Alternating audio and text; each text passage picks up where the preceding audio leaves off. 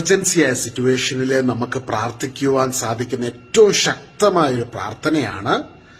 ഒരു emergency situation ഉണ്ടാകുമ്പോൾ നിങ്ങളെ, നിങ്ങളുടെ കുടുംബത്തെ ഈശോയുടെ തിരുരക്തം കൊണ്ട് മുദ്രയിട്ട് പ്രാർത്ഥിക്കുക. എന്നെയും എന്റെ കുടുംബത്തെയും ഞാൻ ഈശോയുടെ തിരുരക്തം കൊണ്ട് മുദ്രയിടുന്നു. അതോടൊപ്പം തന്നെ ഈ ഒരു പ്രാർത്ഥന കൊണ്ട് ചെയ്യുക. ഈശോയുടെ തിരുഹൃദയത്തിൽ നിന്നും കാരുണ്യ സ്രോതസ്സായി ഒഴുകിയിറങ്ങുന്ന തിരുരക്തമേ, തിരുജലമേ, ഞാൻ അങ്ങയിൽ ശരണപ്പെടുന്നു. എന്റെ യേശുവിൽ ഞാൻ ശരണപ്പെടുന്നു. ഈശോയെ, ഞാൻ അങ്ങയിൽ ശരണപ്പെടുന്നു. ഈശോയുടെ തിരുരക്തം കൊണ്ട് ഞാൻ എന്നെയും എന്റെ കുടുംബത്തെ മുദ്രയിടുന്നു.